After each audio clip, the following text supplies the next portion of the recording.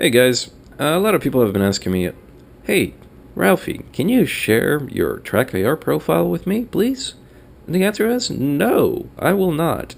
Not because I'm an asshole, well, a little bit because I'm an asshole, but because that makes just about as much sense as you trying to overclock your CPU with my CPU values.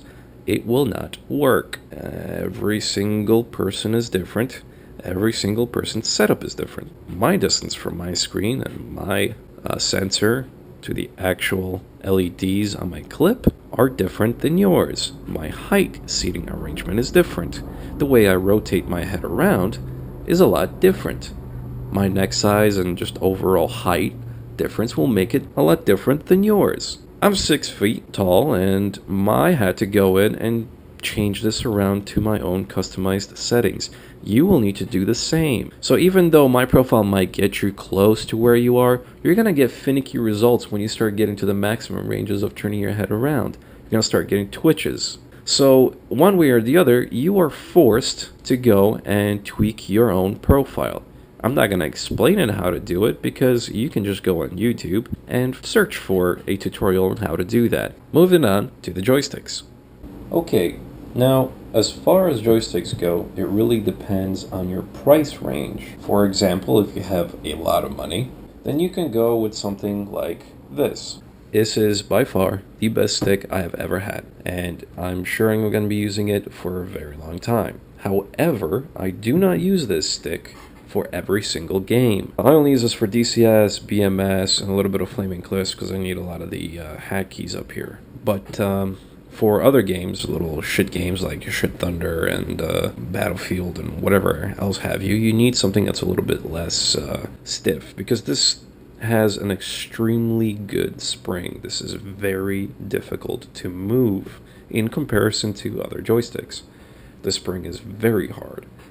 This weighs a lot, and after, let's say, about an hour of flying, you will strain yourself a little bit. I could go all day describing how amazing this stick is and everything, and it still wouldn't do it justice. So I think I'm going to focus on all the negative things about this instead. I still recommend this 100%, but just before you buy, you should know. Most of the components up here are metal. However, there are a few plastic components. The stick here itself is great. There's nothing wrong with it whatsoever. The only thing that's happened so far is the paint has chipped away from squeezing the trigger really hard. They've also gone as far as replicating how hard you would squeeze the trigger in comparison to the real stick. And because this is a really difficult trigger to press, the first stage is easy, but to press to the second stage goes all the way back, and you really got to put a lot of pressure into it. The paint starts chipping away. That's how hard you need to press it. But yeah, it's fine. Everything's great. Nothing really wrong with this. It's when we get to the throttle that things start to get a little bit weird. The throttle itself is good. You go from off to idle, clicks in, and then there's also an afterburner indent. You would raise this flap, there's a little red notch, flip the little notch over, and then you would have a afterburner indent that you need to raise the throttle and push it forward, right? Base, I believe, is all metal, but this is all plastic. I think this is probably the only two buttons up here that are metal. Actually, this one too. I'm not sure about this, but this actually feels very sturdy alongside of this, but I'm pretty sure this is plastic. This is what I use to zoom in and out. A lot of people have been asking me this. Zoom in, zoom out. Because in the Relay 10, this would be the friction knob, but in this is just the knob that you have, and the actual friction wheel is over here. All of these, of course, are metal, and they're great. There's no problem with it, including the flap. This button right here, which is the hat key, this is the mic switch. This is a 4-directional mic switch. This is a button that you use a lot, like a lot, and they made it plastic, and it feels finicky. At first it wasn't a problem, but when you start getting into the problem of wear and tear, you start to realize that sometimes you don't press it down quite enough.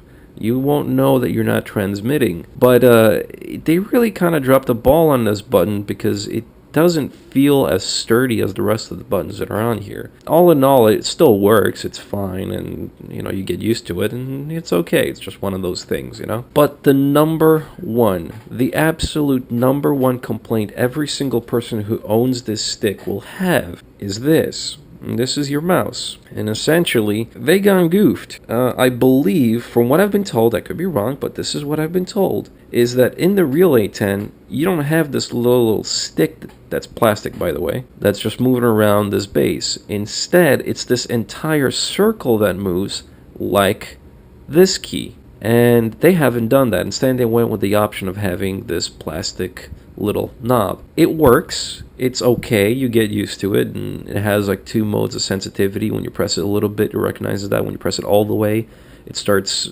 moving the sensor a lot faster. So in that respect, you know, it makes up for its loss.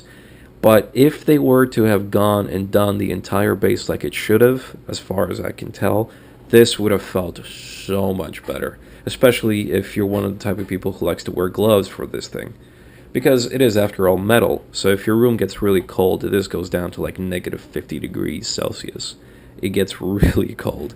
Or if you fly for a very long time, like I do sometimes in the A10, I actually get blisters from holding this stick. Giggity. So what can you get? Well, X52 is the most famous stick out there. For 2 reasons. They're kind of linked together, but the main reason is the price. For the price, and you can get this for cheaper than that, the X52 Cytec new will cost you around $100, $130. You can get it cheaper, especially if it's used. And the reason people get this stick is because it has a lot of buttons. And that's the main reason for why anybody would want to get a really expensive stick. It's just because you need a lot more HOTAS. And a HOTAS stands for hands-on throttle and stick. The entire point behind this is so that you can have all these buttons. You're going to be able to press them all without ever lifting your hands off of the throttle and the stick. And I had my first X52 that I bought, which was just this regular Cytec X52. This is the Pro version. I cannot stress enough how bad these sticks are. Really, really bad. I have them, and I've had only the worst experiences in human history with that joystick. The first X52 I bought was dead straight out of the box. Went back, replaced it, got the second one. Second one of the sensors wasn't working. I couldn't remember which one it was, but something was extremely wrong and finicky. Okay, back. Exchange it back. Okay, third time's the charm. It was working okay and everything. I was, semi-happy. I had a really expensive stick, and at the time that was really expensive for me. After about a month or 2, I started seeing things were going really wrong. The center of the stick would just change in the middle of flight. So I'm flying alone, ha ha ha ha ha, and then at some point I roll out, and the entire plane starts doing this. So you needed to go into the back, unplug this sensor, put it back in to recenter it, and it was extremely fucking annoying. I ended up throwing my X52 on the ground and saying never more. But then I realized I still needed a new stick because I couldn't stick with the THRUSTMASTER. It was too much for the simple games. So I thought, I went a review to see how the X52 Pro does it, and they've told me, hey, the spring is better. Here's a spring. It indeed is much nicer. It is sturdier. It looks. By the way, there's absolutely virtually no difference between the X52 and the X52 Pro. And anybody tells you otherwise, they're fucking lying. The price, though, is much different. I mean, I think the 52 Pro sometimes costs $160. And I don't think they sell the X52 anymore, so I think you're pretty much screwed and you need to buy the 52 Pro. The spring should be good, because this is all plastic and it's a very light joystick. And it fails miserably. I mean, in comparison to the X52, if I had this joystick would be all the way at the very bottom of the floor right now. That's how bad the spring is. It is loose, and you can fill in the rest on that one. Otherwise, the buttons and everything are okay. The build quality on this isn't phenomenal by any means, but there's like 1,000 reviews on YouTube. You can go there. I warn you, if you get this joystick, you will probably have issues. The 52 Pro, I did not have as many issues as the 52, so I'm assuming that they fixed a lot of the finicky crap. But if you do get the 52 version, not the Pro, be ready, because I had to get 3 different sticks just to get it working, and every single person that I know who has had one has either shot theirs, thrown it out the window, or just given up on life. And it doesn't get much better with the 52 Pro. If you are strained for money, but you need a joystick that's got a lot of buttons, including it's got a little mouse and everything, this is probably your best choice. So there are other sticks out there that are less common, but this is basically the one that most people go for. If If you don't have that much money and all you're looking for is just a stick, then all you need is the Logitech 3D Pro. I can vouch for this, as will everybody else who has ever owned this joystick, that it is probably the best basic joystick to start off with. And I'm actually going to order one again, and I'm going to throw this X52 out the window. The spring is good, the buttons, the build quality is great. It twists so you don't need a rudder. Rudder's built in exactly like it is for here, and it has a lot less issues with sensitivity than anything else. The problem with the 52